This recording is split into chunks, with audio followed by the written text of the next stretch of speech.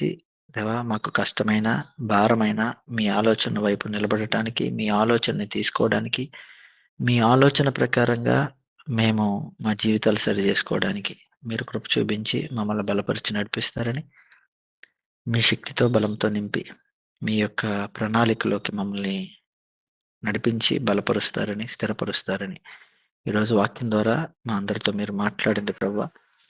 ఈ వాక్యాన్ని బట్టి దేవా మీ నామానికి మహిమకరమైన విధంగా ఇక్కడున్న వింటున్న వారందరూ మార్చబడాలి. అట్టి కృపనివ్వండి. అలాగే ప్రభువా మాట్లాడుతున్న నన్ను మరుగు చేయండి నాయన.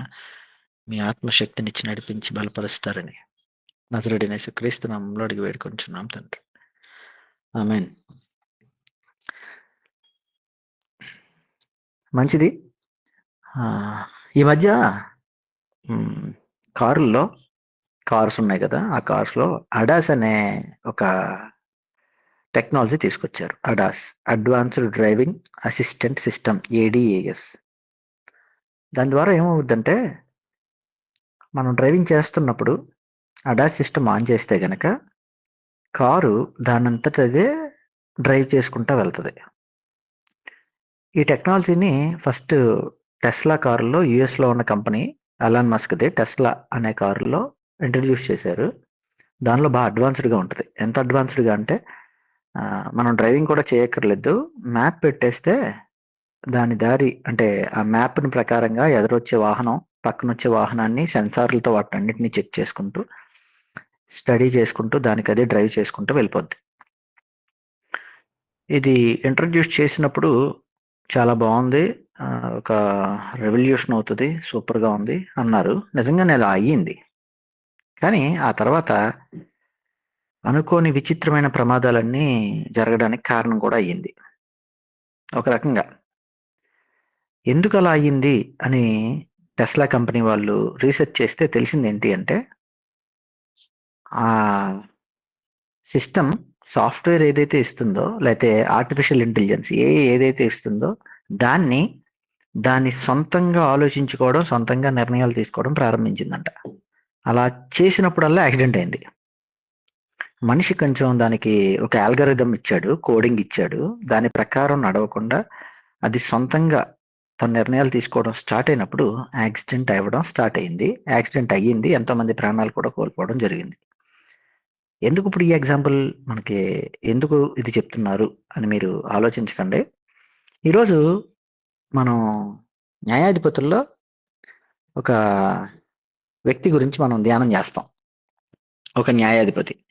అతని తర్వాత ఇంక న్యాయాధిపతుల గురించి నోట్ చేయబడలేదు. ప్రజల గురించి నోట్ చేయబడింది. న్యాయాధిపతుల గ్రంథం మొత్తం 21 అధ్యాయాలు. స్టేజెస్ వైజ్‌గా మనం డివైడ్ చేసాం. మీకు గుర్తుందో లేదో. స్టేజ్ 1 ఏంటి అంటే మనకి బైబిల్ అర్థం కావటానికి, ఆ వాక్య భాగం ఈజీగా గుర్తుండటానికి ఆ విధంగా మనం మన లాంగ్వేజ్‌లో లేతే మన వాడుక భాషలోకి దాన్ని తీసుకురావడం జరిగింది. స్టేజెస్ పరంగా చూస్తే గనక మొదటి స్టేజ్‌లో దెబోరా వరకు ఒక స్టేజ్ అన్నమాట. న్యాయాధిపతి అయిన దెబోరా వరకు. అక్కడ న్యాయాధిపతిలో ఉన్న పొరపాట్లు, న్యాయాధిపతిలో ఉన్న తప్పులు అవి కనబడవు. ప్రజల్లో తప్పులే కనబడతాయి. దెబోరా తర్వాత యెఫ్తా వరకు న్యాయాధిపతి పరిపాలించినంత సేపు చాలా పరిపాలించాడు. చివరిలో ఏదో పొరపాటు చేశాడు. యెఫ్తా వరకు. ఆ పొరపాటు కనిపిస్తా ఉంటది. అంటే న్యాయాధిపతిలో పొరపాటు కనిపిస్తది. ఇప్పుడు స్టేజ్ 3 అన్నమాట. ఈ స్టేజ్ 3లో దేవుడి యొక్క ఆత్మను పొందుకొని కూడా, దేవుడి ఆత్మ నింపుదల ఉండి కూడా, లేకపోతే దేవుని ఆత్మ చేత నింపబడి ఉన్నవాళ్ళు కూడా పొరపాటు చేయటం, దాంతో పాటు వాళ్ళు కూడా పాపంలోకి వెళ్ళిపోవడం అనేది మనం చూస్తాం. అయినా గాని దేవుడు వాడుకోవడం కూడా చూస్తాం. ఈ యొక్క క్యారెక్టర్ లేకపోతే ఈ వ్యక్తి జీవితం ఒక రకంగా చూస్తే ఒక మిర్రర్ ఎదురుగా పెట్టుకొని మీరు కూర్చుంటే, ఈ 4 అధ్యాయాలు మనం చదివితే ఇదేంట్రా మన లైఫే మనకి రిఫ్లెక్ట్ అవుతుందేమో అనిపిస్తా ఉంటది. అద్దం ముందు కూర్చుని నిన్ను నువ్వు చూసుకుంటే ఎలా ఉంటదో, మనం ఈరోజు ధ్యానం చేయబోయే వ్యక్తి యొక్క లైఫ్ అట్లాగే ఉంటది. కారణం ఏంటి అనేది మనం చూద్దాం. 12వ అధ్యాయం 10వ వచనం వరకు పోయిన వారం మనం ధ్యానం చేసాం. 7వ వచనం వరకు. అక్కడ ఎవరుంటారంటే యెఫ్తా ఉంటారు. ఆ యెఫ్తా గురించి మనం స్టడీ చేసాం. ఇప్పుడు ఇంకొక నలుగురు న్యాయాధిపతులు, నలుగురే, ఎక్కువ మంది ఏం కాదు. ఈ నలుగురిలో ఒక ముగ్గురు గురించి ఎక్కువ రాయబడల. వాళ్ళు ఎవరంటే 12వ అధ్యాయంలో 8 నుంచి 10 వరకు చూస్తే ఒక న్యాయాధిపతి ఉంటాడు. 11, 12 వచనాల్లో ఇంకో న్యాయాధిపతి ఉంటాడు. 13వ వచనం దగ్గర నుంచి 15వ వచనం వరకు ఇంకో న్యాయాధిపతి ఉంటాడు. ముగ్గురు అనమాట. కేవలం ముగ్గురికి మహా అయితే ఎంత ఇచ్చారంటే ఒక అధ్యాయం కూడా ఇవ్వాల, అధ్యాయంలో సగభాగం కూడా ఇవ్వాల. కరెక్ట్గా 7 వచనాలు ఇచ్చారు అంతే. వాళ్ళు ఎవరు అంటే ఇబ్సాను అనే ఒక వ్యక్తి. న్యాయాధిపతులు 12వ అధ్యాయం 8 నుంచి 10 వరకు ఒక వ్యక్తి కనిపిస్తాడు. అతని పేరు ఇబ్సాన్. తన గురించి ఎక్కువగా రాయబడల.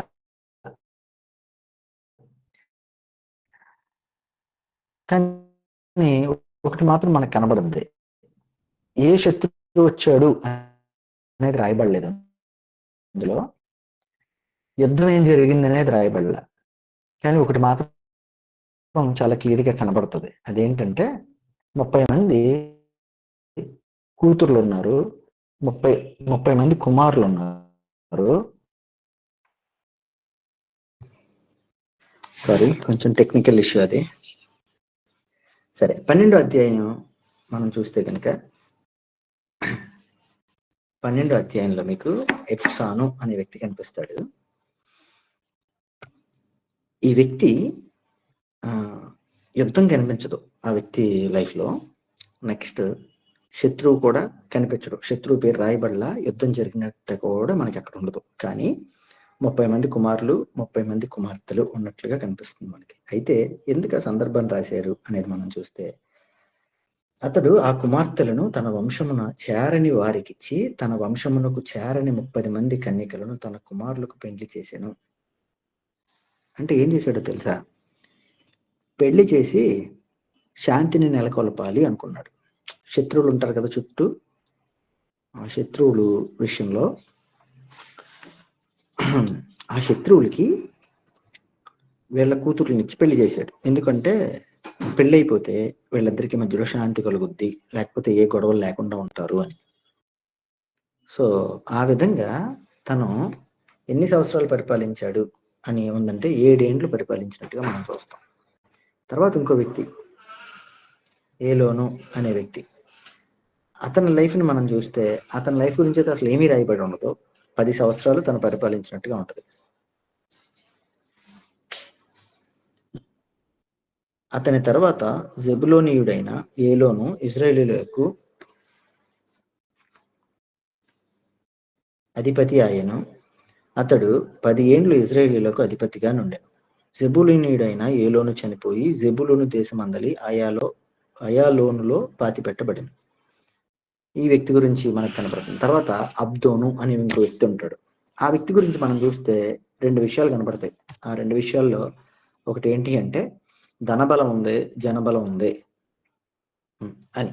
ఎలాగా అంటే ఒకసారి మీరు చదివితే 14 నుంచి, అతనికి 40 మంది కుమారులను 30 మంది మనుమలను ఉండరి. వారు 70 గాడిదలనెక్కి తిరుగువారు. అతనికి 8 ఏండ్లు ఇశ్రాయేలీయులకు అధిపతిగా నుండెను. అంటే మీరు ఒకసారి గమనించండి, 40 మంది కుమారులు, ఇంకో 30 మంది మనమల్లో, మొత్తం అందరికి కూడా 70 గాడిదలు ఉన్నాయంట. గాడిదలు ఉంటే డబ్బున్నోడా అంటే ఆ టైంలో గాడిదలు ఎలాగా క్యాలిక్యులేషన్ చేసేవారంటే ఈక్వల్ టు కార్ అనమాట. ఇప్పుడున్న మన జనరేషన్కి అయితే ఒంటెలు అయితే ఇంకా పెద్దవి అన్నట్టు. సో అంత అంటే ఏ విధంగా పరిపాలన స్టార్ట్ అయ్యి ఏ విధంగా ఎండ్ అవుతుందో మీరు చూడండి న్యాయాధిపతుల గ్రంథాలు. మొట్టమొదట మీరు చూస్తే వాళ్ళ పరిపాలన అంతా దేవుడి ఆత్మచేత నింపబడైతే ఆ తర్వాత వచ్చిన వాళ్ళది ఒక్కొక్కరిది ఒక్కొక్క స్టోరీ. మధ్యలో వచ్చిన కొంతమంది సొంత రాజుగా వాళ్ళే అబీమెలెకు అనే అతను వాళ్ళే రాజుగా ప్రకటించుకున్నారు, న్యాయాధిపతిగా ప్రకటించుకున్నారు. ఇప్పుడు ఈ 12వ అధ్యాయంలో ఈ ముగ్గురు స్టోరీ మనం చూస్తే కనుక వీళ్ళ విధానం ఏంటి అంటే వాళ్ళకి ఉన్న వాటిని, అది డబ్బు అవ్వచ్చు, జనం అవ్వచ్చు, కూతుర్లు అవ్వచ్చు, కుమారులు అవ్వచ్చు, వాళ్ళని బట్టి వాళ్ళని టెక్నికల్గా యూజ్ చేసుకుని పరిపాలన సాధించిన వాళ్ళగా మనం చూస్తాం. ఇప్పుడు మనం ఒక వ్యక్తి దగ్గరికి వద్దాం. ఇది ఇప్పటి వరకు మనం చూసిన వ్యక్తులైతే ఇప్పుడు మనం 13 అధ్యాయం, 14 అధ్యాయం, 15 అధ్యాయం, 16 అధ్యాయం ఈ మొత్తం అంతా కూడా ఒక వ్యక్తి గురించి మనకు కనపడుద్ది. ఆ వ్యక్తి ఎవరు అంటే మనందరికీ తెలుసు. మీకు ఇందాక కూడా ఇంట్రడక్షన్లో చెప్పాను. ఒక అద్దం ముందు కూర్చుని ఒకవేళ మన లైఫ్ని మనం చూసుకుంటే సంసోను జీవితాన్ని మనం చదువుతున్నప్పుడు మన అందరి లైఫ్లు దానిలో కనిపిస్తూ ఉంటాయి. కారణం ఏంటో ఒకసారి మనం చూద్దాం. ఆ జరిగిన సందర్భాన్ని అంతా మీకు చెప్పేస్తాను. చెప్పిన తర్వాత అప్పుడు మనం దాని గురించి స్టడీ చేసి తన లైఫ్ దేవుడు ఎందుకు రాయించారు దానిలోంచి మనం తెలుసుకోవాల్సిన విషయాలు ఏంటి. మనోహ అనే ఒక వ్యక్తి ఉన్నాడు. అతనికి ఒక భార్య ఉంది. వాళ్ళిద్దరిలో ఆవిడ గొడ్రాలుగా ఉంది, అంటే పిల్లలు లేని వారిగా ఉంది.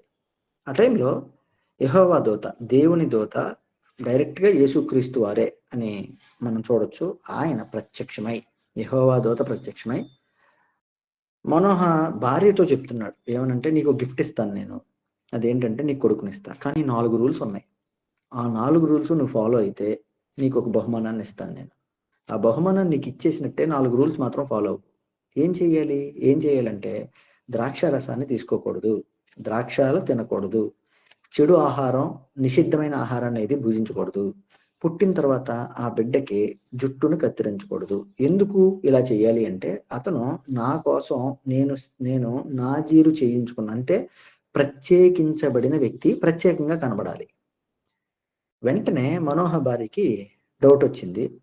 అయితే మాత్రం వెళ్ళి తన భర్తతో చెప్పింది, ఇదిగో నాకు ఇలాగా దేవదూత ప్రత్యక్షమయ్యాడు, సోని ఈ రూల్స్ అన్ని చెప్పాడంటే మనోహకి అంత నమ్మకం కలగల.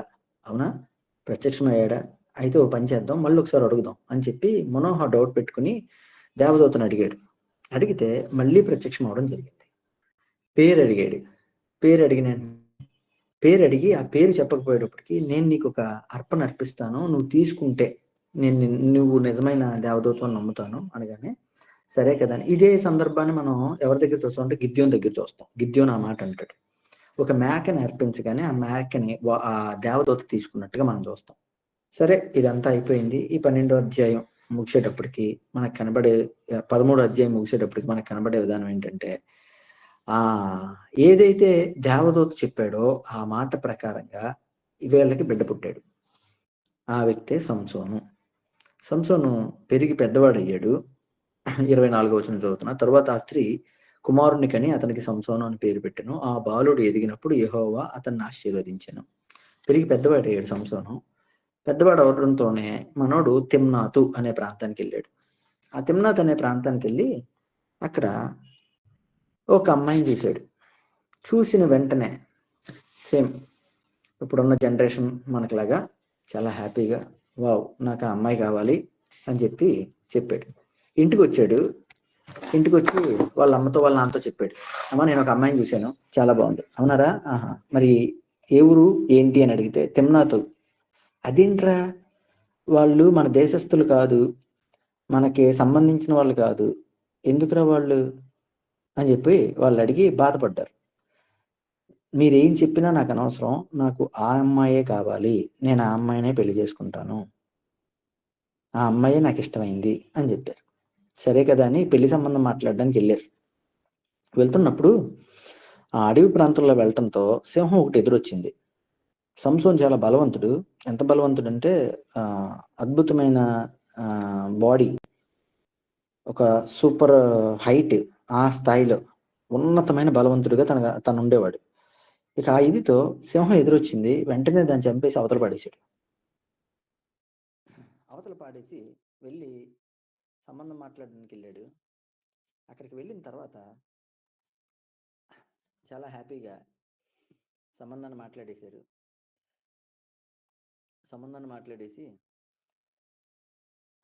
రిటర్న్ జర్నీ అయ్యారు. రిటర్న్ జర్నీలో ఆకలేసింది. ఆకలేయడంతోనే ఏమున్నాయని వెతికాడు. ఏదైతే చంపేశాడో ఆ సింహం శరీరం కుళ్ళిపోయి దానిలో తేనె పట్టింది. ఇంక వెంటనే ఆ తేనెని తీసుకొచ్చాడు. తను తిన్నాడు. తను తినడంతో పాటే వాళ్ళ అమ్మకి వాళ్ళ నాన్నగారికి ఇచ్చారు. అదేంటో విచిత్రంగా వాళ్ళ అమ్మ నాన్నగారు ఎవరో కూడా, అరే ఇది ఎక్కడ సంపాదించారో ఇంత త్వరగా అని అడగల. ఎందుకు ఇది ఈ భాగాన్ని రాశారు అంటే కనుక, దేవుడు చాలా క్లియర్గా చెప్పేశారు. ఏమనంటే, అపవిత్రమైన దాన్ని తినకూడదు నువ్వు తన కడుపులో ఉన్నంతసేపు అని. బయటకు వచ్చిన తర్వాత కూడా అలాగే ఉండాలని చెప్పాడు. ఇక్కడ మనం ఒక భాగాన్ని మనం గమనిస్తే గనక, కడుపులో ఉన్నంతసేపు దేవుడు చాలా జాగ్రత్తగా కాపాడాడు. బయటకు వచ్చిన తర్వాత తన్ను తాను కాపాడుకోలేని సంసోన్ని మనం చూస్తాం. తన మాటకి ఎదురు చెప్పలేని తల్లిదండ్రులను మనం చూస్తాం. సో అయిపోయింది, ముగ్గురు తిన్నారు, వెళ్ళిపోయారు. మళ్ళీ వెళ్ళిపోవడంతోనే మళ్ళీ ఈ ప్రాంతానికి ఏదైతే తను భారీగా తీసుకుందాం స్వీకరిద్దాం అనుకున్నాడో అక్కడికి వచ్చాడు. అక్కడికి వచ్చి అక్కడ మంచిగా పార్టీ చేసుకుందాం అని నిర్ణయించుకున్నారు. ఆ పార్టీలో మనోడు నా గొప్ప ఏంటో చూపించాలి అనుకున్నాడు. గొప్ప ఏంటో చూపించాలి అనుకున్నప్పుడు చాలా అద్భుతంగా ఒక పొడుపు కథ అడిగాడు. ఆ పొడుపు కథ ఏంటంటే, తన సింహం దగ్గర నుంచి తేనె తీసుకున్నాడు కదా, దాన్నే ఒక పొడుపు కథ కింద అడిగాడు. అరే మీరు గెలిస్తే మీరు సూపర్రా, లేకపోతే ఒకవేళ మీరు గెలిస్తే మీకు నారబట్టలు ఇస్తాను, అంటే అప్పట్లో చాలా కాస్ట్లీ అనమాట, ఈ లెనిన్ క్లాత్ అంటాను చూసారా, అట్లాంటి క్లాత్, నారబట్టలు ఇస్తాను అని చెప్పి అన్నాడు. దాదాపుగా అక్కడ 30 మంది ఉన్నారు యవనస్తులు. వాళ్ళందరూ కూడా చాలా ప్రయత్నం చేశారు అదేంట్రా అని చెప్పి, కానీ ఎవరో గెలవలేకపోయారు. ఈ గెలవలేకపోయేటప్పటికి వాళ్ళకి ఒక ఐడియా వచ్చింది. ఓ పని చేద్దాం, ఈ విషయాన్నంతా తన భార్యకి తెలిసే ఉంటది కదా, ఓ పని చేద్దామని తన భార్యని చాలా జాగ్రత్తగా భయపెట్టో లేకపోతే బతిమలాడో, మొత్తానికి ఏదో విధంగా తన భార్యను బట్టి ఆ విషయాన్ని తెలిసేసుకున్నారు. వెంటనే వచ్చి, అదేంటో కాదు, నువ్వు అడిగిన పొడుపు కథకి అర్థం ఏంటంటే సింహం అని చెప్పారు.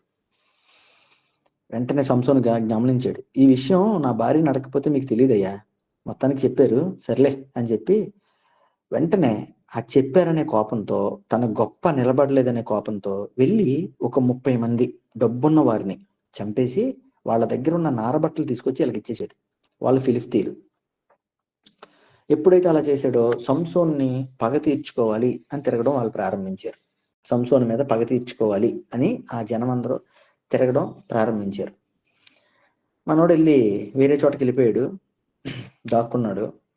అయిపోయిన తర్వాత కొన్ని రోజులు అయ్యింది కదా, అందరూ మర్చిపోయి ఉంటారులే అని మేకపిల్లని తీసుకుని భార్య దగ్గరికి వచ్చాడు.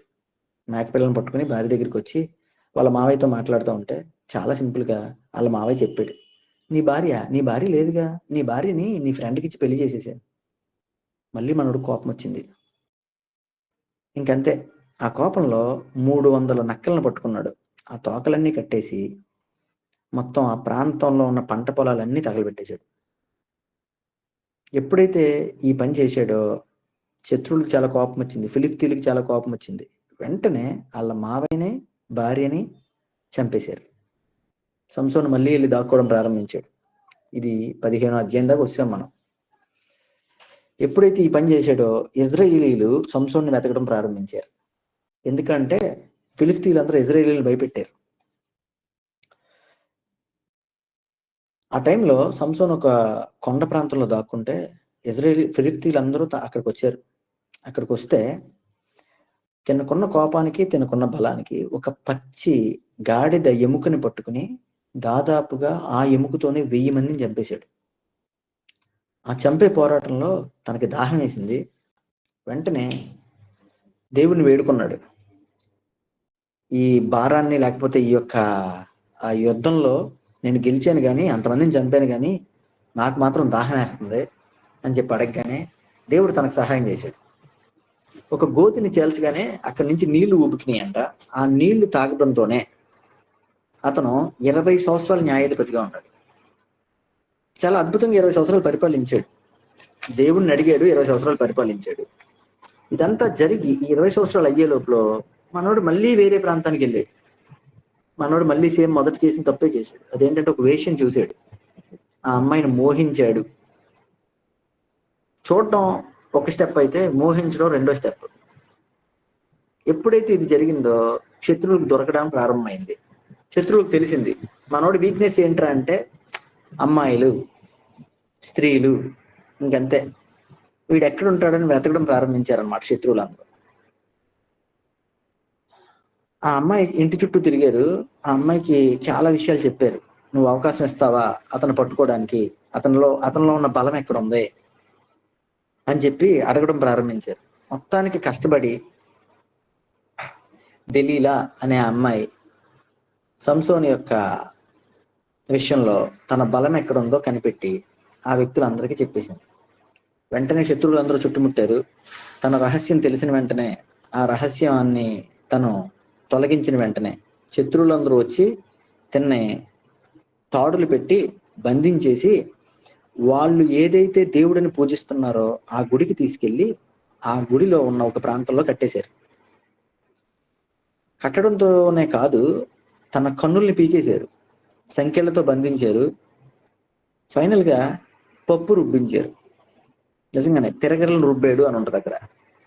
అందరూ కూడా నువ్వు పెద్ద బలవంతుడు వంటగా, నువ్వు గొప్పోడు వంటగా, నువ్వు దేవుడి చేత ఎన్నుకోబడి పుట్టినవాడు వంటగా అని చెప్పి ఎగతాళి చేయడం ప్రారంభించారు, పరిహాసం చేయడం ప్రారంభించారు.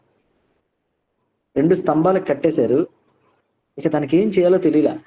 బాధలో చివరిసారి ఏడుస్తూ దేవుడిని అడిగాడు, నన్ను ఒక్కసారి నువ్వు బలపరుస్తావా ప్రభా? ఒక్కసారి బలపరిస్తే నేను వీళ్ళందరికీ నా తరపున, నాకు జరిగిన అవమానం తరపున వీళ్ళందరికీ నేను తీర్పు తీరుస్తాను అని అడగడంతోనే దేవుడు ఆ చివరి టైంలో చేసిన ప్రార్థన ఆలకించాడు. అక్కడ రాసి ఉంటుంది ఒక మాట, సంసోను తన జీవితంలో కోపం వచ్చినప్పుడు, బాధ కలిగినప్పుడు, తన బంధువులు లేకపోతే తన వారు చచ్చిపోయినప్పుడు ఫిలిప్తీల్ని సంహరించాడు. తన జీవితంలో తన ఎమోషన్ని ఆధారం చేసుకుని ఫిలిప్తీల్ని సంహరించిన దానికన్నా కళ్ళు పోయినప్పుడు, శక్తి అంతా పోయినప్పుడు, ఒక చోట బంధించబడిపోయి ఉండిపోయినప్పుడు దేవుణ్ణి అడిగినప్పుడు తను సంహరించిన ఫిలిప్తీలు తన జీవితంలో తన జీవితం అంతటి మించి జనాన్ని, ఫిలిప్తీల్ని తను చంపడం జరిగింది. ఇది సంసోన్ జీవితం. సో ఏంటి సంసోన్ జీవితంలో ఉన్న లోపం ఏంటి? సంసోన్ జీవితంలో ఉన్న ప్లస్ పాయింట్ ఏంటి? ఇది మన జీవితానికి ఏ విధంగా ఉపయోగపడుద్ది? అసలు న్యాయాధిపతులు చరిత్రలో సంసోను లైఫ్ అనేది ఒక డిఫరెంట్ అనమాట. కంప్లీట్గా మిగిలిన వాళ్ళందరితో పోల్చుకుంటే డిఫరెంట్. ఎందుకో తెలుసా? మీరు గమనించండి, ఏ ఒక్కరిని కూడా దేవుడు ప్రతిష్ఠించి జన్మని ఇచ్చినట్టుగా మనం చూడం. ఇది న్యాయాధిపతుల లైఫ్లో మిగిలిన వాళ్ళందరి విషయాన్ని గమనిస్తే ఒకే ఒక్క వ్యక్తి సంసోను. తన తల్లి గర్భంలో ఉండగానే తన తల్లికి జాగ్రత్తని చెప్పి దేవుడు పుట్టించాడు అతన్ని. 4 రూల్స్ క్లియర్ గా చెప్పేశాడు. ఆ 4 రూల్స్ ఏంటో ఒకసారి చూద్దాం. 13వ అధ్యాయం 4వ వచనం. కాబట్టి నీవు జాగ్రత్తగా ఉండి ద్రాక్షారసమునే గాని మద్యమునే గాని త్రాగకుండుము, అపవిత్రమైన దేనినైనా తినకుండుము. నీవు గర్భవతివై కుమారుని కందువు, అతని తల మీద మంగలి కత్తి వేయకూడదు. 4 రూల్స్. ద్రాక్షరసమును ముట్టకూడదు, మద్యాన్ని తాకూడదు, అపవిత్రమైనది ఏది తినకూడదు, తన తల మీద మంగళ కత్తి వేయకూడదు. ఇవి రూల్స్. మీరు గమనిస్తే సంసోను జీవితంలో 4 సార్లు తన పై స్థాయికి వెళ్తాడు, 4 సార్లు పడిపోతాడు. 4 రాంగ్ స్టెప్స్ వేస్తాడు, 4 రైట్ స్టెప్స్ వేస్తాడు. ఈ 4 మీద నడుస్తుంది తన లైఫ్ అంతా. దేవుడేమో 4 రూల్స్ పెట్టాడు. ఇన్ఫాక్ట్ మీరు గమనిస్తే మనోహ తన భార్య అంటే సంసోను వాళ్ళ అమ్మగారు చాలా జాగ్రత్తగా ఆ సంసోను కడుపులో ఉన్నంతసేపు, తను యవ్వనస్తుడు అయ్యేంత వరకు చాలా జాగ్రత్తగా పెంచింది. మరి సంసోను లైఫ్ లో మొట్టమొదటి తప్పు దేని ద్వారా జరిగింది? దేని వల్ల పడిపోయాడు? మొట్టమొదటి 14వ అధ్యాయం 1వ వచనం ఎవరన్నా చదువుతారా? సంసోను తిమ్నాతునకు వెళ్ళి తిమ్నాతులో ఫిలిస్తీన్ల కుమార్తెలలో ఒకటిని చూచెను. అతడు చాలు. ఫస్ట్ రాంగ్ స్టెప్ ఏంటో తెలుసా? రాంగ్ ప్లేస్కి వెళ్ళాడు, రాంగ్ అమ్మాయిని చూశాడు, రాంగ్ ప్లేస్కి వెళ్ళాడు. తిమ్నాతు వీళ్ళ ప్రాంతం కాదు. ఇన్ఫాక్ట్ ఫిలిప్తీలు తిమ్నాతులో ఉంటారు. దేవుడు సంసోను ఎందుకు పుట్టించాడు? ఫిలిప్తీలందరినీ చంపడానికి, ఫిలిప్తీల నుంచి ఇజ్రాయేలీని కాపాడడానికి. కానీ మనోడు మళ్ళీ ఎక్కడికి వెళ్ళాడు? అదే ప్రాంతానికి వెళ్ళాడు. శత్రువుల ప్రాంతానికి వెళ్ళి శత్రువుల అమ్మాయిని చూడడం తప్ప అంటే ఫస్ట్ అది కాదు తప్పు. రాంగ్ ప్లేస్ లోకి వెళ్ళడం తప్పు. రాంగ్ ప్లేస్ లోకి వెళ్ళిన తర్వాత ఆటోమేటిక్ గా అక్కడ రాంగే జరుగుద్ది. తప్పు ప్లేస్ లోకి వెళ్తే తప్పే జరుగుద్ది. నేను చాలా మంచోనండి, ఆదివారం పూట చర్చికి వెళ్తాను, కానీ ఆదివారం సాయంత్రం మా ఫ్రెండ్స్ పిలిచారని సరదాగా పబ్కి వెళ్ళాను, సరదాగా సినిమాకి వెళ్ళాను. అవునా? మీరు గమనించండి, మీ లైఫ్లో మ్యాక్సిమం మన లైఫ్లో మనకి రాంగ్ ఫ్రెండ్స్ ఎక్కడ కనెక్ట్ అవుతారో తెలుసా? రాంగ్ ప్లేస్లో నుంచే కనెక్ట్ అవుతారు, రైట్ ప్లేస్లో నుంచి కనెక్ట్ అవ్వరు. సంసోన్ పరిస్థితి అదే. సంసోన్ లైఫ్లో ఫస్ట్ రాంగ్ స్టెప్ ఎక్కడంటే తప్పు ప్లేస్లోకి వెళ్ళడం, రాంగ్ ప్లేస్లోకి వెళ్ళడం, రాంగ్ అమ్మాయిని చూడటం. తప్పు ప్లేస్లోకి వెళ్ళడం, తప్పు ప్లేస్లో ఒక అమ్మాయిని చూడటం. దీనిలో ఒక మాట సంసోన్ అంటాడు. ఆ మాట మనం కూడా చాలాసార్లు వాడతాం, అందుకని అది చూస్తే బాగుంటది. 3వ వచనం, వారు ఇక్కడ 2 కూడా చదువుతున్నా. అతడు తిరిగి వచ్చి తిమ్నాతులో ఫిలిష్తీయుల కుమార్తెల్లో ఒకతను చూచి తిని, మీరు ఆమెను నాకిచ్చి పెండ్లి చేయవలెనని తన తల్లిదండ్రులతో అనగా, వారు నీ స్వజనుల కుమార్తెల్లో గాని నీ జనుల్లోనే గాని స్త్రీ లేదనుకుని సున్నతి పొందని ఫిలిష్తీయుల్లో నుండి కన్యను తెచ్చుకొనుటకు వెళ్ళుచున్నావా అని అతన్ని అడిగిరి. అందుకు సంసోను ఓ మాట అంటాడండి, సేమ్ మండైలాగే ఇది. ఆమె నాకిష్టమైనది కనుక, నాకు నచ్చింది, నా ఇష్టం. గమనించండి, నా ఇష్టం నీ ఇష్టం అని చెప్పి నువ్వు సెలెక్ట్ చేసుకున్నది ఏదైనా కానీ నీకు కష్టాలు తెచ్చిపెట్టే పరిస్థితులు తీసుకొస్తుంది చాలా వరకు. మీకు అందుకే ఫస్ట్ లో ఒక ఎగ్జాంపుల్ చెప్పాను, అడార్స్, ADAS, auto driving assistant system. Tesla కార్లో అది ఇంట్రడ్యూస్ చేసినప్పుడు చాలా బాగుంది. దానికి అది పనిచేసినంత వరకు, అంటే దానికి ఇచ్చిన ఆ కోడింగ్ ప్రకారంగా, ఆల్గరిథం ప్రకారంగా పనిచేసినంత వరకు సూపర్ గా ఉంది. ఎప్పుడైతే అది దాని సొంత నిర్ణయాలు తీసుకుందో జనం ఎవరిని ప్రాణాలతో ఉంచలా. అది ఇన్ఫాక్ట్ మనం ఇప్పుడు ఏఐ గురించి చాలా చూస్తున్నాం కదా. ఏఐ విషయంలో భయపడేది ఏంటో తెలుసా? ఒకవేళ సొంత నిర్ణయాలు తీసుకుంటే, ఆర్టిఫిషియల్ ఇంటెలిజెన్స్ సొంత నిర్ణయం తీసుకుంటే ఎలా? మొన్న మధ్యనే రీసెంట్ గా అది యుఎస్ బేస్డ్ కంపెనీ అనుకుంటా, ఒక మెయిల్ పంపించాడంట. దేనికి? ఏఐతో ఆపరేట్ అవుతున్న దానికి ఒక మెయిల్ పంపించాడు దాని కంపెనీ CEO. ఏమనంటే, ఈ ఏఐ సిస్టమ్ని నేను షట్ డౌన్ చేసేద్దాం అనుకుంటున్నా, పూర్తిగా క్లోజ్ చేసేద్దాం అనుకుంటున్నాను అని. తెలుసా, వెంటనే ఏఐ ఆటోమేటిక్గా ఒక ఈమెయిల్ రెడీ చేసి రిటర్న్గా ఆ CEOకి పంపించింది. ఏమన్నా తెలుసా? నువ్వు నన్ను డిస్ట్రాయ్ చేద్దాం అనుకుంటే, నువ్వు నన్ను షట్ డౌన్ చేద్దాం అనుకుంటే, నా దగ్గర ఉన్న నీ యొక్క ఇమేజెస్ అన్ని, లేకపోతే నీ సీక్రెట్స్ అన్ని నేను క్లౌడ్లోకి సెండ్ చేస్తాను, అంటే నెట్లోకి సెండ్ చేసేస్తాను. అంటే బ్లాక్మెయిల్ చేసింది. ఎప్పుడో తెలుసా? ఎందుకు ఇవన్నీ మీకు చెప్తున్నానంటే, మనిషి తయారు చేసుకున్న దానికి సొంతంగా ఆలోచించేది ఇవ్వటానికి అంత ఆలోచిస్తున్నాడు. అది ఒకవేళ సొంతంగా ఆలోచిస్తే మనకి ప్రమాదంగా మారిపోద్దేమో. ఆల్రెడీ మారిపోయింది, ఇప్పుడు మారిపోయిందనే బాధపడుతున్నాం కూడా. ఎందుకు ఇవన్నీ అంటే, సంసోను ఫస్ట్ తప్పు ఎక్కడ జరిగిందో తెలుసా? నా ఇష్టం అనుకున్నప్పుడు. లైఫ్లో రాంగ్ స్టెప్ ఎక్కడ పడిందంటే, నా ఇష్టం అనుకున్నప్పుడు. రాంగ్ ప్లేస్లోకి వెళ్ళాడు, రాంగ్ అమ్మాయిని చూశాడు, రాంగ్ ఇష్టాన్ని పొందుకున్నాడు.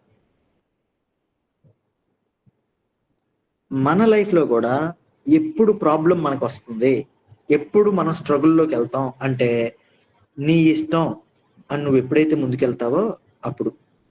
గమనించండి, నీ దగ్గర ఒక కారు ఉంది, నువ్వు డ్రైవ్ చేస్తున్నప్పుడు అది వెళ్ళింది అనుకోండి, నీ రూల్ ప్రకారంగా అది డ్రైవింగ్కి తగినట్టుగా వెళ్తే అది కరెక్ట్ రూట్లో వెళ్తుంది, ఎందుకంటే నువ్వు లీడ్ చేసేది నువ్వు కాబట్టి. అలా కాదని దానికదే డ్రైవ్ చేసుకుంటే, దానికదే ముందుకెళ్తే ఏమవుద్దో తెలుసా? నీ మాట వినకపోతే ఏమవుద్దో తెలుసా? దాని ఇష్టం అనుకుంటూ ముందుకెళ్తే ఏమవుద్దో తెలుసా? ఎందుకు ఈ మాట చెప్తున్నానంటే, నీ లైఫ్ నీది కాదు, దేవుడు నీకు ఇచ్చింది. సో నీకు ఏదన్నా అనిపించింది అనుకో, ప్రభా ఇది నీకు ఇష్టమేనా, ఇది నాకు మంచిదేనా, మనం దేవుని దగ్గరికి వెళ్ళి దేవుడిని అడగాలి. మనం చాలా వరకు మన లైఫ్లో తీసుకునే నిర్ణయాలు, నాకు అది నచ్చింది, అది మంచిది అనిపించింది అని తీసుకుంటాం. కానీ ఏమవుతుందో తెలుసు? ఎందుకంటే బైబిల్లో మాట ఉంటుంది, మన హృదయమే మనల్ని మోసం చేస్తుందంట. హృదయం చాలా మోసకరమైంది, మన హృదయమే మనల్ని మోసం చేస్తుంది. గమనించండి, మన టేస్ట్లు ఎన్నో ముందు తీసేసుకునే తర్వాత అంతెందుకు, చిన్నప్పుడు కొన్ని వీడియోస్, కొన్ని ఫొటోస్ తీసుకుంటాం, లేకపోతే కొన్ని ఏమన్నా పనులు చేస్తాం. ఆ వీడియోస్ మళ్ళీ చూడండి, ఏమనిపిస్తుంది తెలుసా? మీకే చచ్చా ఏంటి నేను ఇలా చేశానా, చచ్చా నేనేంటి ఇలాగ మాట్లాడానా, నేనేంటి ఈ టేస్ట్తో ఉన్నానా, ఇప్పుడు ఆ టేస్ట్ నీకు నచ్చదు, ఒకప్పుడు నీకు ఇష్టమే కానీ ఇప్పుడు అది నీకు ఇష్టం కాదు, ఒకప్పుడు అది నీకు మంచిది అనిపించింది కానీ ఇప్పుడు నీకు అది మంచిది కాదనిపించింది. సో మన ఇష్ట ప్రకారం వెళ్తే మనమే తర్వాత దాన్ని కాదనుకునే టైప్ మనం. మరి దేని ప్రకారం వెళ్ళాలి? వాక్యానుసారంగా మన ఇష్టాన్ని సెలెక్ట్ చేసుకుంటే నీకేది మంచిదో అది దేవుడు నీకు ఇస్తాడు. కొంచెం వెయిట్ చేస్తే మంచిది దేనికైనా కానీ. ఇది మొదటిది. అయితే రెండోది ఏంటో తెలుసా? 14వ అధ్యాయం 12వ వచనం ఒకసారి తెద్దామా? 14వ అధ్యాయం 12వ వచనం. అప్పుడు సంసోను, మీకు ఇష్టమైన యెడల నేను మీ ఎదుట ఒక విప్పుడు కథను వేసేదను. రిటారికల్ క్వశ్చన్స్ అంటారు అనుకుంటే వీటిని. ఎందుకు ఈ భాగం మనం గుర్తు చేసుకోవాలంటే, రాంగ్ ప్లేస్ లో, తప్పు ప్లేస్ లో, రాంగ్ ప్లేస్ లో రాంగ్ టాలెంట్ని చూపిద్దాం అనుకున్నాడు. మనం కూడా చాలాసార్లు అదే చేస్తాం, అందుకనే గుర్తు చేస్తున్నాను. ఫస్ట్ ఏంటి? రాంగ్ ప్లేస్ లో రాంగ్ అమ్మాయిని చూశాడు. ఆ ప్లేస్కి వెళ్ళడమే తప్పు, ఇంకోటి చూడడం తప్పు. రెండో పాయింట్ ఏంటంటే, రాంగ్ ప్లేస్ లోకి వెళ్ళాడు, అక్కడ టాలెంట్ చూపిద్దాం అనుకున్నాడు. అవసరం మనోడికి? అక్కడే చూపించాడు. అక్కడ చూపించడంతో ఏమైంది అంటే, ఆ క్వశ్చన్ కి ఆన్సర్ చెప్పేటప్పటికి తను ఒక బ్యాడ్ వర్క్ చేయాల్సిన పరిస్థితి వచ్చింది. ఆ బ్యాడ్ వర్క్ ఏంటో తెలుసా? 30 మందిని చంపాల్సి వచ్చింది. ఆ 30 మందిని చంపిన ఆ నారబట్టలు తీసుకుని గెలిచిన వాళ్ళకి, తిన్న మీద గెలిచిన వాళ్ళకి ఇవ్వాల్సి వచ్చింది. ఒక రకంగా చెప్పాలంటే రాంగ్ ప్లేస్ లో రాంగ్ టాలెంట్ చూపించాడు, అవమానపడి నోరు మూసుకుని రావాల్సి వచ్చింది. అది గమనించండి. మన లైఫ్ లో కూడా మన టాలెంట్ని ఎక్కడ వాడాలో అక్కడ వాడం మనం. మనకున్న దేవుడిచ్చిన ఆ జ్ఞానాన్ని ఎక్కడ వాడాలో అక్కడ వాడం. ఏ పనిలో వాడాలో ఆ పనిలో వాడం. పనికిమాలిన పనుల్లో వాడతాం, పనికొచ్చే పనుల్లో మనం వాడం. మన లైఫ్కి అది ఒక జాబ్ అవ్వచ్చు, లేకపోతే అది నువ్వు ఎదగడానికి ఉపయోగపడే చదువు అవ్వచ్చు, లేకపోతే నువ్వు నేర్చుకోవడానికి ఉపయోగపడే విషయం అవ్వచ్చు. అక్కడ వాడం. అక్కడ భయం మనకి. అక్కడ మనం అడ్డం పెట్టుకునేది భయం అనే పదం. మరి ఎక్కడ వాడతాం? ఏ మాత్రం ఉపయోగం లేని పనికిమాలిన స్నేహాల దగ్గర, లేకపోతే పనికిమాలిన పనులు చేసే దగ్గర, తప్పు చేసేసి దాన్ని ఎలా కవర్ చేసుకోవాలనే దగ్గర మన టాలెంట్ వాడతాం. గమనించండి, అది కరెక్ట్ కాదు. దానివల్ల ఏమవుద్ది అంటే మళ్ళీ నువ్వే శ్రమ పడాల్సి వస్తుంది. టైం అయిపోతుంది, కొంచెం ఫాస్ట్గా వెళ్తాం. తర్వాత మీరు చూడండి 15వ అధ్యాయం 2వ వచనం. ఈ సందర్భం మీకు ఆల్రెడీ చెప్పాను కాబట్టి చదువుతున్నా. ఆమె తండ్రి లోపలికి అతన్ని వెళ్ళనీయక, నిశ్చయముగా నీవు ఆమెను ద్వేషించితివి అనుకొని నీ స్నేహితునికి ఆమెను ఇచ్చి తిని. భార్య పోయింది, మనోడికి భార్య పోయిందనే బాధ కన్నా భార్యని ఎవరు తీసుకెళ్ళిపోయారా అంటే తన స్నేహితుడే తీసుకెళ్ళిపోయాడు. రాంగ్ పర్సన్ సెలెక్ట్ చేసుకున్నాడు, రాంగ్ ఫ్రెండ్ని సెలెక్ట్ చేసుకున్నాడు. చివరికి ఏమైంది అంటే ఆ తర్వాత సందర్భం చూస్తే భార్య పోయింది, ఫ్రెండ్ పోయాడు, మామయ్య పోయాడు. ఒకవేళ ఆ భార్యని వేరే వ్యక్తికి పెళ్లి చేసేసినా మనోడు బాధపడేవాడు కాదేమో. కానీ విచిత్రం ఏంటంటే పూర్తిగా తన ఫ్రెండ్ అయ్యుండి తనతో పాటే ఉంటూ తన భార్యని ఈ వ్యక్తి చేసుకున్నాడు. ఒక రకంగా చెప్పాలంటే మోసం చేశారు, ఇద్దరూ మోసం చేశారు. అటు భార్య, ఇటు ఫ్రెండ్. రాంగ్ క్యారెక్టర్ ఉన్న ఫ్రెండ్, రాంగ్ పర్సన్ని సెలెక్ట్ చేసుకోవడం. మన లైఫ్లో చాలాసార్లు మనం కొంతమందిని సెలెక్ట్ చేస్తాం. పైగా సెలెక్ట్ చేసి మనం ఏమంటాం తెలుసా? అని నేను మారుస్తానండి. అబ్బా, ఏం జరుగుద్దంటే హ్యాపీగా నువ్వు వాడికిలా మారిపోతావు అంతే. జాగ్రత్త. ఫ్రెండ్స్ విషయంలో, నువ్వు సెలెక్ట్ చేసుకునే వ్యక్తుల విషయంలో మరి దేవుడు ఎందుకు ఈ మాటలు మాట్లాడుతున్నాడో నాకు తెలియదు. మీరు ఒకవేళ ఎవరిని సెలెక్ట్ చేసుకున్నారో, లేకపోతే ఎవరిని ప్రాణ స్నేహితులు అనుకుంటున్నారో, లేకపోతే ఎవరి దగ్గర మీ సీక్రెట్లన్నీ పంచుకున్నారో, వాళ్ళు రివర్స్ లో నీ సీక్రెట్లన్నీ చెప్పి నిన్నే భయపెట్టి, నిన్నే బ్లేమ్ చేసి, నిన్నే మోసం చేసి, నిన్నే ఇబ్బంది పెట్టే పరిస్థితులు నీకు వస్తాయి. జాగ్రత్త పడడం చాలా మంచిది. సంసోన్ లైఫ్ లో అదే జరిగింది. ఆ సంగతి వినగానే రాంగ్ ఎమోషన్ సంసోన్కి వచ్చింది. రాంగ్ ఎమోషన్, కోప్పడిపోయాడు. 15వ అధ్యాయం 4వ వచనం.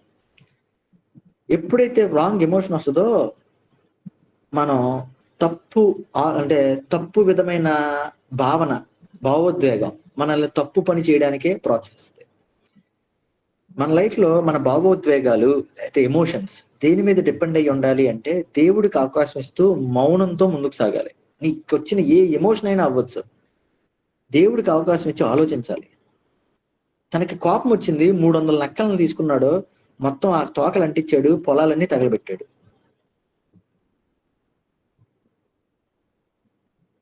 దాదాపుగా ఇప్పుడు మనం చూసింది 4 రాంగ్ స్టెప్స్ అయితే రైట్ ఏంటి అనేది మీరు చూస్తే ఒకసారి ఆ భాగాన్ని చూద్దాం. మనం 15వ అధ్యాయం 18వ వచనం చదువుతారా? చదవన. అప్పుడు అతడు మిక్కిలి దప్పిగొనినందున యెహోవాకు మొరపెట్టి, నీవు నీ సేవకుని చేతి వలన ఈ గొప్ప రక్షణను దయచేసిన తరువాత నేనిప్పుడు దప్పిగొని చేతను చచ్చి సున్నతి పొందని వారి చేతిలో నుండి పడవలెనా అని వేడుకొనగా, దేవుడు ఎలోహీలోనున్న ఒక గోతిని చీల్చెను. దాని నుండి నీళ్లు బయలుదేరెను. అతడు త్రాగిన తరువాత ప్రాణము తెప్పరిల్లి బ్రతికెను. కాబట్టి చాలండి, దాని చాలు. గమనించండి, ఇక్కడ మొత్తం అయిపోయిన తర్వాత అప్పుడు దేవుడి దగ్గరికి వచ్చాడండి. మంచి పని చేశాడు, కానీ అంత అయిపోయిన తర్వాత ఇదే పని మొదట్లో చేసుంటే తన లైఫ్ వేరేలా ఉండేది, రిజల్ట్ ఇంకోలా ఉండేది. కానీ ఆ పని చేయలే. మొత్తం అయిపోయిన తర్వాత అప్పుడు మిక్కిలి దప్పికొనినందున యెహోవాకు మొర్రపెట్టి తను చేసిన మంచి పని, మొట్టమొదటి మంచి పని అదే. గుడ్ వర్క్ గుడ్ రిజల్ట్ ఇచ్చింది. గుడ్ వర్క్ గుడ్ రిజల్ట్ ఇచ్చింది. ఆ రిజల్ట్ ఎక్కడ కనిపిస్తుంది అంటే 20వ వచనం. అతడు ఫిలిష్తీయుల దినములలో 20 ఏండ్లు ఇశ్రాయేలీయులకు న్యాయాధిపతి అయి ఉండెను. ఒక్కసారి దేవుని దగ్గరికి వెళ్ళాడు, 20 years న్యాయాధిపతిగా నాయకుడిగా ఉండగలిగాడు. అర్థమవుతుందా మీకు? 4 తప్పు పనులు, దాదాపుగా 3 తప్పు పనులు మనం చూసి ఇంకోటి చూద్దాం. మనం 3 తప్పు పనుల తర్వాత ఒక్క మంచి పని, కానీ 20 years. గమనించండి, మనం చేసే తప్పు పనిలో నుంచి వచ్చే ఆనందం చాలా లిమిటెడ్ అండి. మనం చేసే తప్పు పని లేదా రాంగ్ ఐడియా లేదా రాంగ్ సెలక్షన్, రాంగ్ ఎమోషన్, వీటిలన్నిటి నుంచి వచ్చేది లిమిటెడ్. నువ్వు చేసే మంచి పని నుంచి, దేవుడు అనుకున్న పనిలో నుంచి నువ్వు చేసేది ఉంటుంది చూసావా, దానికి వచ్చేది చాలా ఎక్కువ టైం ఉంటుంది. నీకు చాలా మంచి ఆనందాన్ని ఇస్తుంది, నీకు చాలా మంచి రిజల్ట్ ఇస్తుంది. నీకు సంసోన్ లైఫ్ లో అదే జరిగింది. ఒక్క ప్రార్థన తన లైఫ్ ని 20 years నాయకుడిగా లీడ్ చేసే స్థాయిలోకి తీసుకెళ్ళిపోయింది. కానీ తెలుసా, ఇంత గొప్పగా వాడుకున్న తర్వాత కూడా తను మళ్ళీ తన బలహీనత ఎక్కడుందో అక్కడే పడిపోయాడు. తన బలహీనత ఏంటో అర్థమైందా మీకు? మొట్టమొదటి నుంచి తన బలహీనత ఒకటే, తన చూపు. మళ్ళీ చూద్దాం 16వ అధ్యాయం 1వ వచనం. తరువాత సంసోను గాజాకు వెళ్ళి వేశ్యనొకతెను చూచి, సేమ్ 14వ అధ్యాయం మొదట్లో చదివితే మనకి అక్కడ కనిపిస్తుంది. తిమ్నాతుకు వెళ్ళి ఫిలిష్తీయుల్లో ఒక అమ్మాయిని చూశాడు. ఇక్కడ గాజాకు వెళ్ళి వేశ్యల్లో ఒక అమ్మాయిని చూశాడు. తన లోపం ఎక్కడుందిరా అంటే చూపులో ఉంది. తన బలహీనత ఎక్కడుందంటే చూపులో ఉంది. ఎందుకు ఇది మీకు జ్ఞాపకం చేస్తున్నానంటే, నాకు ఒక దగ్గర లోపం ఉండొచ్చు, మీకు ఒక దగ్గర ఉండొచ్చు, మీకున్నది నాకు ఉండకపోవచ్చు, నాకున్నది మీకు ఉండకపోవచ్చు. నేనేం చెప్తున్నానంటే, గమనించండి, ప్రతి మనిషికి ఒక బలహీనమైన ఒక సిచ్యువేషన్ ఉంటుంది, లేకపోతే ఒక ప్లేస్ ఉంటుంది. కొంతమందికి తిండి బలహీనత, కొంతమందికి చూపు బలహీనత, కొంతమందికి మాట బలహీనత, కొంతమందికి వినటం బలహీనత, కొంతమందికి ఇప్పుడున్న జనరేషన్ ప్రకారంగా, ఇప్పుడున్న విధానం ప్రకారంగా మాట్లాడుకుంటే కొంతమందికి మన చేతిలో ఉన్న మొబైల్ ఒక బలహీనత. ఆ మొబైల్లో కూడా కొంతమందికి ఇన్స్టాగ్రామ్ ఒక బలహీనత, ఇంకొంతమందికి యూట్యూబ్లో ఉన్న రీల్స్ బలహీనత, ఇంకొంతమందికి ఒకరితో చాటింగ్ బలహీనత, ఇంకొంతమందికి బ్యాడ్ వీడియోస్ చూడడం ఒక బలహీనత.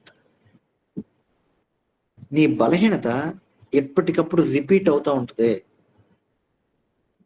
గమనించండి, దేవునితో నువ్వు ప్రార్థనలో గడుపుతున్నా నీ బలహీనత నిన్ను వెనక్కి లాగడానికి ప్రయత్నం చేస్తూ ఉంటుంది.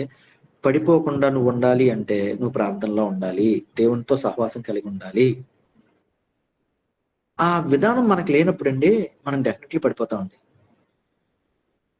సంసోన్ అదే జరిగింది. దేవుడు నిలబెట్టాడు, నాయకుడిని చేశాడు. కానీ తెలుసా, మళ్ళీ ఇంకో రాంగ్ ప్లేస్కి వెళ్ళాడు, మళ్ళీ ఇంకో చెడ్డ చూపు చూశాడు. అసలు వెళ్లకుండా ఉంటే బాగుండేది, హ్యాపీగా ఇజ్రాయెల్ ప్రాంతాన్ని పరిపాలిస్తే బాగుండేది. మళ్ళీ గాజాకి వెళ్ళాడు. సో ఏం జరిగింది? ఎప్పుడైతే వెళ్ళాడో జరగకూడని తప్పు జరిగిపోయింది. ఆ తర్వాత ఏం జరిగింది అంటే 16:4 పిమ్మట అతడు సోరేకు లోయలోనున్న దెలీలా అను స్త్రీని మోహింపగా. ఒక అమ్మాయిని మోహించాడు, ఆ అమ్మాయితో గడిపాడు చాలా రోజులు. ఎప్పుడైతే ఈ రాంగ్ రిలేషన్ ఉంటుందో ఈ రాంగ్ రిలేషన్ లోకి వెళ్ళాడు. రాంగ్ రిలేషన్ మనకి రాంగ్ థాట్స్ ఇస్తుంది, తప్పు సంబంధం, తప్పుడు తలంపుల్ని మనకి ఇస్తుంది. 16వ వచనం చదవండి, 16వ అధ్యాయం 16వ వచనం. ఎవరన్నా చదువుతారా? ఆమె మాటల చేత అతని బాధించి తొందర పెట్టుచున్నందున అతడు ప్రాణము విసిగి చావగోరెను. చాలండి. పాపం మామూలుగా చూడండి ఒకసారి. పిమ్మట అతడు సోరేకు లోయలోనున్న దెలీలా అను స్త్రీని మోహింపడం అంటే బాగా ఇష్టపడ్డాడు. ఎంతగా ఇష్టపడ్డాడు అంటే, అరే నా జీవితం ఈఎంఐ రా అనుకున్నాడు. అంతగా ఇష్టపడ్డాడు. చివరికి ఏ పరిస్థితికి వస్తాడో తెలుసా? 16 వచనాలు అయినాయి అంతే. 16 వచనాలు అయ్యేటప్పటికి మనోడు చివరి పరిస్థితి ఏంటంటే, సత్తే బాగుంటుంది బాబు నేను అనుకున్నాడు. నా ప్రాణం, నేను బ్రతికుండడం వేస్ట్, దీంతో పడలేకపోతున్నాను, ఈ సంబంధం నాకొద్దు, సంబంధం వద్దు అనుకుని వెళ్ళిపోయే ఆలోచన రాలా, చచ్చిపోతే బాగుంటది అనుకున్నాడు. రాంగ్ రిలేషన్ రాంగ్ థాట్ని తీసుకొచ్చింది. ఒక్క లైఫ్ కానీ ఎన్ని పాటల్లో గమనించండి. మన లైఫ్కి కనిపించట్లేదు ఇందులో నుంచి. ఒక్కొక్కరి లైఫ్ ఒక్కొక్క సిచ్యువేషన్లో ఎక్కడో చోట తగులుతూనే ఉంటుంది మనకి. చాలాసార్లు మనం ఎలా ఆలోచిస్తాము అంటే, అబ్బే నేను చాలా మంచోడిని, నా చుట్టూ ఉన్న వాళ్ళే చెడ్డోళ్ళు, నేను చాలా మంచోడిని, నన్నే అందరూ మోసం చేస్తున్నారు, నేను చాలా మంచోడిని అని మనకి మనం గొప్పలు అనుకుంటాం. కానీ మనం ఆలోచించింది ఏంటంటే, మన తలంపులు ఎలా ఉన్నాయి, నా సెలక్షన్ ఎలా ఉంది, నేను ఎక్కడ రాంగ్ చేశాను, నా లైఫ్లో ఎక్కడ రాంగ్ జరిగింది, దాన్ని సరి చెయ్యాలి అని మనం ఆలోచించాం. తిన రాంగ్ రిలేషన్ ఫైనల్కి ఎక్కడ వచ్చిందో తెలుసా? ఆత్మహత్య చేసుకుంటే బాగుంటుంది నేను అనుకున్నాడు. ఆ తలంపు వచ్చిన తర్వాతే తన బలం ఎక్కడుందో చెప్పాడు. ఇంకా చచ్చిపోతే బాగుంటుంది అనుకున్నాడు. చచ్చిపోతే బాగుంటుంది అనుకుని బలం ఎక్కడ ఉంది అంటే, నా జుట్టులో ఉంది, మా అమ్మ చెప్పింది, దేవదూత ప్రత్యక్షమే చెప్పాడంట, ఏమనంటే నా జుట్టు తీసేస్తే నాలో ఉన్న బలం అంతా పోతుందంట అని.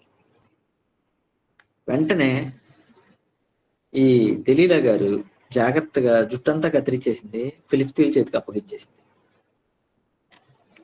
నా జుట్టులో బలం ఉందా అంటే లేదు, అది ఒక అర్థవంతంగా మనకు అర్థం కావడానికి ఆ మాట చెప్పారు. ఎలా చెప్పగలం ఇది అంటే, ఈ తర్వాత సందర్భం చూస్తే తనకి జుట్టు ఇంకా లేదు, మలుస్తుంది అని ఉంటది, అంటే స్టార్ట్ అయ్యింది, రీగ్రోత్ అనేది స్టార్ట్ అయ్యింది అని ఉంటది.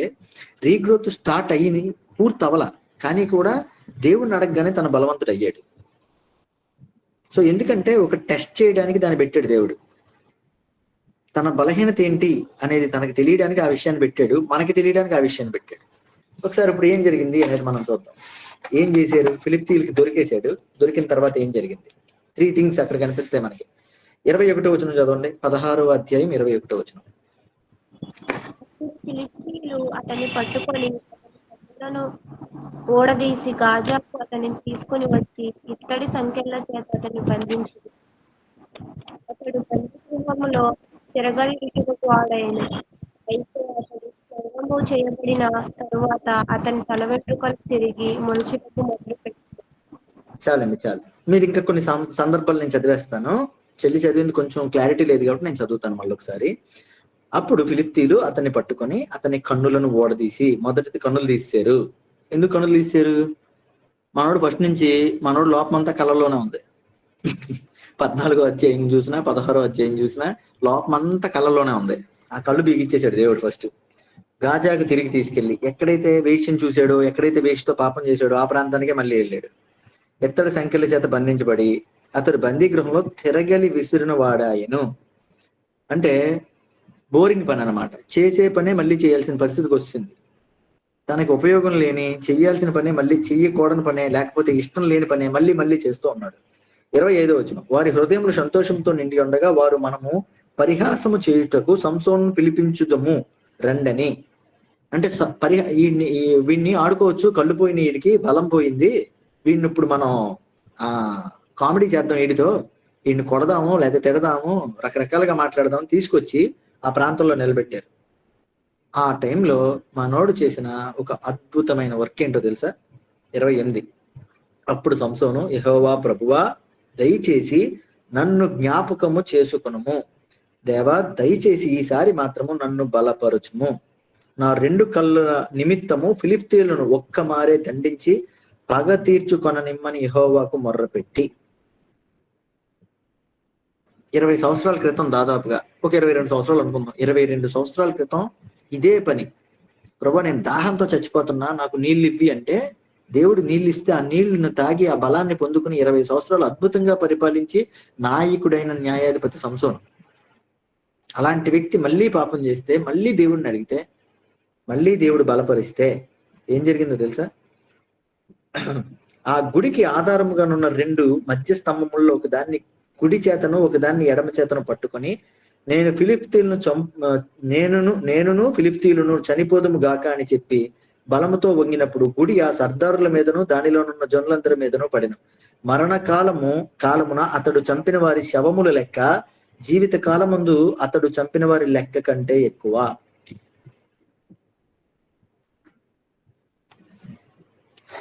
తప్పులు చేసుకుంటా వెళ్ళాడు, తప్పులు చేసుకుంటూ వెళ్ళాడు, తప్పు మీద తప్పు చేసుకుంటూ వెళ్ళాడు. తప్పులు చేసినంత వరకు ఏమీ సాధించలేకపోయాడు. దేని ద్వారా అయితే తప్పు చేశాడో ఆ శరీర భాగాన్ని కోల్పోయాడు, కళ్ళను కోల్పోయాడు. ఏ బలాన్ని చూసుకుని అయితే రకరకాలుగా బ్రతికాడో ఆ విధానం అంతా కోల్పోయాడు. చివరికి కళ్ళు లేని వాడిగా చివరి పరిస్థితుల్లో ఉన్నప్పుడు దేవుడిని మరొక్కసారి నన్ను ఒక్కసారి జ్ఞాపకం చేసుకుంటావా అని అడగగానే దేవుడు జ్ఞాపకం చేసుకున్నాడు.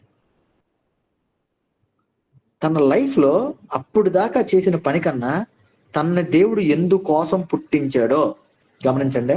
తన దేవుడు ఎందుకోసం పుట్టించాడో మీరు 13వ అధ్యాయం మీరు చదివితే దానిలో చాలా క్లియర్ గా ఉంటుంది. ఫిలిష్తీయులని సంహరించడానికి సంసోన్ని దేవుడు కడుపులో ఉండగానే ఒక నిర్ణయంతో పుట్టించాడు. తనని దేనికోసం పుట్టించాడో ఆ పనిని దేవుణ్ణి అడిగిన వెంటనే చేశాడు. ఎంతగా అంటే తన లైఫ్ అంతటిలో చేయనంత గొప్ప పని చేశాడు. ఫైనల్ థింగ్ ఒకే ఒకటి సంసోన్ లైఫ్ లో నుంచి, సంసోనికే కాదు నీకు నాకు కూడా దేవుడు ఒక ప్రణాళిక రచించి ఉంచాడు. నీ ఇష్టం నా ఇష్టం అనుకున్నప్పుడు అది నీకు తెలీదు. ప్రభా నీ ఇష్టం ప్రభా, నీ చిత్తం ప్రభా, నువ్వు ఎలా అంటే అలా ప్రభా, నాకు ఇష్టం లేకపోయినా నీ ఇష్ట ప్రకారంగా నేను నడుస్తాను ప్రభా, వాక్యానుసారంగా వాక్యంలో ఉన్నట్టుగా మీరు జీవించినట్టుగా నేను జీవిస్తాను ప్రభా. నాకు కష్టం అనిపిస్తుంది అయినా కానీ నీ ఇష్ట ప్రకారంగా నేను ముందుకు సాగుతాను ప్రభా అన్నప్పుడు దేవుడు నీ ద్వారా ఆయన చేయించాలి అనుకున్న పనిని నువ్వు ఊహించని రీతిలో నీకు జరిగిస్తాడు. అది డబ్బు సంపాదించడం అని నేను అనట్లా, ఉద్యోగం సంపాదించడం అని నేను అనట్లా, లేకపోతే జనాల మధ్యలో మెప్పు పొందడం అది నాకు తెలీదు, అది నేను అనట్లా. కానీ బైబిల్ గ్రంథం ఏం చెప్తుందో తెలుసా? ముందు దేవుని రాజ్యాన్ని వెతకండి, దేవుణ్ణి వెతకండి, ఆయన నీకు అన్నీ ఇస్తాడు. మనం ఏంటో తెలుసా? రివర్స్. మనకు కావాల్సింది ఎదిగి తర్వాత దేవుడి దగ్గరికి వస్తానంటాం. బైబిల్ ఒకటి చెప్తుంది, మనం ఇంకోటి చేస్తాం. నా ఇష్టం అంటాం మనం, కానీ దేవుడు ఏమంటాడో తెలుసా? నువ్వు నా బిడ్డవు కదా, నేను కదా నిన్ను నిర్మించింది, నీకు పని పెట్టి కదా నేను నిన్ను నిర్మించాను, మరి నా ఇష్టం నువ్వు చేయాలి కదా. ఇదేంటి నా ఇష్టం చేయట్లేదు నువ్వు? చాలాసార్లు మనం అనుకుంటాం ఎందుకు నా లైఫ్ ఇలా అయ్యింది. ఏమో ఒకసారి వెనక్కి తిరిగి నిన్ను నువ్వు పరీక్షించుకో. సంసోన్ లైఫ్ నుంచి నిన్ను నువ్వు పరీక్షించుకో. ఎక్కడైనా దేవుడు తను ఏమన్నా పాపంలో కానీ ఏమన్నా ఇబ్బందుల్లో పడేసాడా? తిమ్నాథ్కి దేవుడు వెళ్ళమన్నాడా? శత్రువుల దగ్గరికి, ఫిలిష్తీయుల దగ్గరికి ఆ అమ్మాయిని చూడమన్నాడు. రాంగ్ ప్లేస్ లోకి వెళ్ళాడు, రాంగ్ సెలక్షన్ చేశాడు. తర్వాత రాంగ్ క్యారెక్టర్ ఉన్న ఫ్రెండ్ని లేకపోతే రాంగ్ పర్సన్ ని సెలెక్ట్ చేసుకున్నాడు. ఆ ఫ్రెండ్ వాళ్ళు కూడా బాధపడ్డాడు. రాంగ్ ఎమోషన్లో పనిచేశాడు. తర్వాత రాంగ్ రిలేషన్లోకి వెళ్ళాడు. చివరికి ఆత్మహత్య చేసుకుని చనిపోదాం అనే ఒక రాంగ్ డెసిషన్లోకి వచ్చాడు. కేవలం 2 సార్లు తన జీవితంలో రైట్ కనిపిస్తుంది, రైట్ థాట్ కనిపిస్తుంది, రైట్ థింగ్ కనిపిస్తుంది. ఎప్పుడో తెలుసా? దేవుణ్ణి ఎప్పుడైతే అడిగాడో అప్పుడు. లైఫ్లో తన జీవితంలో తను అప్పుడు దాకా నాయకుడిగా లేడు, దాక్కుని బ్రతికాడు. కానీ ఒక్కసారి దేవుణ్ణి అడగానే 20 సంవత్సరాల నాయకుడిని చేశాడు. రెండోసారి దేవుణ్ణి అడగగానే తన జీవితంలో అప్పుడు దాకా పొందని విజయాన్ని తను పొందాడు. నీ లైఫ్లో ఒకవేళ ఆ విజయం లేట్ అయిందేమో, అప్పుడు దాకా ఆ విన్నింగ్ మూమెంట్ అనేది లేట్ అయిందేమో. ఒకవేళ నీ ఇష్టం అంటూ ఏమైనా పనులు చేసావేమో, నువ్వు నీ ఇష్టం అంటూ ఎవరైనా సెలెక్ట్ చేసుకున్నావేమో, నీ ఇష్టం అనుకుంటూ దేవుడి ఇష్టాన్ని పక్కన పెట్టేసేవేమో, అంతా నా ఇష్టం అన్నట్లుగా, అంతా నేను అనుకున్నదే జరగాలి, నాదే కరెక్ట్, నా మైండే కరెక్ట్, నా మనసు చెప్పిందే కరెక్ట్ అనుకుంటా ముందుకెళ్ళావేమో. ఒకసారి పరీక్షించుకో, వాక్యం నుంచి పరీక్షించుకో. ఒకసారి దేవుణ్ణి అడుగు. వాక్యం నుంచి దేవుడు నీతో మాట్లాడాడు కదా, ప్రభా ఇక ముందు నా ఇష్టం వద్దు ప్రభా, నీ ఇష్టం నా జీవితంలో జరిగించయ్యా, నన్ను వాడుకోయ్యా, నన్ను ఎందుకు పుట్టించావో ఆ పని నిమిత్తంగా నన్ను వాడుకో అని దేవుణ్ణి అడిగితే, దేవుడు సంసోను కళ్ళు పోయినా బలం పోయినా బలపరిచిన దేవుడు. ఆయన కళ్ళు పోయినా కానీ తన తన ద్వారా జరిగించాల్సిన పని జరిగించేసిన దేవుడు. నీ దగ్గర ఏం పోయింది అని నేను అడగట్లా. ఒకవేళ ఈ కొంచెం జర్నీలో నువ్వు నీ క్యారెక్టర్ పోగొట్టుకున్నావేమో, నీ వాల్యూస్ పోగొట్టుకున్నావేమో, నీ రిలేషన్స్ పోగొట్టేసుకున్నావేమో. తనది కూడా అంతేగా, సంసోన్ది క్యారెక్టర్ పోయింది, రిలేషన్స్ అన్నీ పోయినాయి. భార్య లేదు, తల్లిదండ్రులు లేరు, ఎవరు లేరు. ఆఖరికి ఏదో ఇష్టపడి ఎక్కడికో పోతే ఆవిడ కూడా లేదు, ఆవిడే పట్టించేసింది. కానీ తెలుసా, దేవుడు తోడున్నాడు తనకి. అడిగిన వెంటనే దేవుడు తోడుగా ఉన్నాడు. దేవుడు ఏం చూస్తాడంటేనంటే, నువ్వు అడుగుతావా లేదా అనేది చూస్తాడు. నువ్వు ఏం పాపం చేసావు, ఎలా పాపం చేసావు, ఎన్ని విధాలుగా చేసావు, ఇదంతా కాదు దేవుడు చూసేది. పాపం నుంచి బయటపడి నా దగ్గరికి వచ్చిందా లేదా, నా దగ్గరికి వచ్చాడా లేదా. వస్తే నిన్ను పరిశుద్ధుడిగా నీ యొక్క పాపాన్నంతా కడిగేసి తన పనిలో తన కోసం, తను దేనికోసం నిన్ను తయారు చేసాడో దానికోసం వాడుకోవడానికి సిద్ధంగా ఉన్నాడు దేవుడు. కానీ మనం ఏం చేస్తాం తెలుసా, అదే పాపంలో బ్రతుకుతూ అబ్బే దేవుడు నా ప్రార్థన వింటలే, నా వైపు చూడలే అని మన తప్పులు, మన ఇష్టాలు, మన రాంగ్ డెసిషన్స్ ఇవన్నీ కూడా మనం పట్టుకుని దేవుణ్ణి వదిలేస్తాం. సంసోను అలాగే చేశాడు. ఒక్కసారి ఇప్పుడు నువ్వు ప్రార్థన చేస్తే దేవుడు తిరిగి నిన్ను శక్తివంతురాల్లా మారుస్తాడు. తన ప్రణాళికలోకి నడిపించడానికి దేవుడు సిద్ధంగా ఉన్నాడు. ప్రార్థన చేద్దామా? కళ్ళు మొత్తం చిన్న ప్రార్థన చేసుకోండి. మీకు మీరు ఎక్కడున్నారో అక్కడ మీరే ప్రార్థన చేసుకోండి. మీ లైఫ్ని మీకు దేవుడు ఒక అద్దం ముందు నిలబెట్టి చూపించినట్టుగా చూపించాడు కదా. సంసోను జీవితంలో నుంచి ఒక మిర్రర్ ముందు నిలబడినట్టుగా ఉందిగా. ఆ మిర్రర్ ముందు నిలబడినప్పుడు నీకు కొన్ని మచ్చలు కనిపించినాయి. ఇన్ఫాక్ట్ అవి మిర్రర్ మీద ఉన్న మచ్చలు కాదు, నీ మీద ఉన్న మచ్చలు అయ్యి. దేవుడికి అవకాశం ఇస్తే ఆ మచ్చలన్నిటిని చెరిపేస్తాడు. గమనించండి, మచ్చ చెరిపేసిన తర్వాత మళ్ళీ నువ్వు మచ్చ పెట్టుకోవద్దు. ఆ మచ్చలో ఒకవేళ ఒక రాంగ్ రిలేషన్ ఉందేమో, అది నీకు మచ్చగా ఉండిపోయిందేమో. నువ్వు తీసుకున్న నీ ఎమోషన్లో తీసుకున్న రాంగ్ డెసిషన్ ఉందేమో, అది మచ్చగా ఉండిపోయిందేమో. దేవుణ్ణి అడిగి వాటిని చెరిపేయడానికి అవకాశం ఇస్తాడు నీకు. వాటిని నుంచి తొలగించుకోవడానికి అవకాశం ఇస్తాడు. ఆ తొలగించుకోవడానికి అవకాశం ఇచ్చినప్పుడు తీసేదాన్ని. ప్రభా నాకు ఇది వద్దు, నాకు మంచి చేయదు, ఇది నాకు అర్థమైంది, ఇది నాకు ఇప్పుడు మంచిది అనిపించినా భవిష్యత్తులో మంచిది కాదు, తీసేదాన్ని. పరిశుద్ధమైన దేవా, ప్రేమగల తండ్రి, మీ నామానికి వందనాలు, స్తోత్రాలు ప్రభువా. సంసోను జీవితంలో నుంచి మాకు ఎన్నో పాఠాలు మీరు నేర్పించారు. తన జీవితాన్ని తల్లి కడుపులో ఉండగా మీరు చాలా జాగ్రత్తగా కాపాడి మీరు తయారు చేసి తనకి ఉన్నతమైన జీవాన్ని మీరు ఇచ్చారు. మంచి ఎదుగుదలను ఇచ్చారు ప్రభు.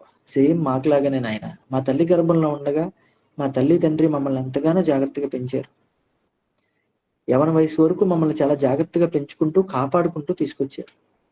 కానీ ప్రభువా, మా సొంత ఇష్టాలు మమ్మల్ని ఏలడం ప్రారంభించిన తర్వాత మాకు మేమే ఎన్నో ప్రమాదాలు కొని తెచ్చుకున్నాం. మాకు మేమే తప్పుడు నిర్ణయాలు తీసుకున్నాం. మాకు మేమే తప్పుడు సంబంధాలు పెట్టుకున్నాం. మాకు మేమే తప్పుడు రిలేషన్స్లోకి వెళ్ళాం. ఫైనల్గా మాకు మేమే తప్పుడు ఎమోషన్స్లోకి వెళ్ళి తప్పు విధానంలో ఫైనల్ డెసిషన్స్ తీసుకున్నాం. దేవా దయచేసి ఈరోజు మేము అడుగుతున్నాం ప్రభువా, వాటి నుంచి మమ్మల్ని బయటికి నడిపించండి. ఒక నూతనమైన విధానంలో మమ్మల్ని దేనికోసం మీరు జీవాన్ని ఇచ్చారో, దేనికోసం మమ్మల్ని సృజించారో ఆ పని నిమిత్తంగా ఆ ప్రణాళికలోకి మమ్మల్ని నడిపించండి. వచ్చిన ప్రతి బిడ్డతో మీరు మాట్లాడినందుకు వందనాలు. వారందరిని ఇంకా బలపరచండి ప్రభువా. దేవా, ఒక్కొక్కరికి ఒక్కొక్క ప్రత్యేకమైన ప్రణాళిక మీ ఆలోచనలో ఉంది. దాన్ని తెలుసుకోవడానికి మేము ప్రార్థనలోనూ వాక్యంలోనూ ముందుకు సాగే భాగ్యాన్ని ఇవ్వండి. మీ కృపా కనికరాలు మేము పొందుకుంటూ మీ యొక్క ప్రణాళికలో మేము బ్రతకాలి ప్రభువా. అట్టి కృపనివ్వండి. మా ఇష్టం కోసం కాదు, మా ఇష్టంతో కాదు నాయన, మీ ఇష్టం ప్రకారంగా మేము బ్రతికి మా జీవితాల్లో నుంచి మీ నామానికి మహిమకరమైన కార్యాలు చేయాలి. వాక్యం చెప్తున్నట్టుగా ప్రభువా, పైనున్న వాటిని మేము వెతికేలాగా, మీ ఆలోచన వెతికేలాగా మేము ఉండాలి. అప్పుడు మాకు అన్నీ మీరు సమకూరుస్తారు, అన్నీ అనుగ్రహింపచేస్తారు.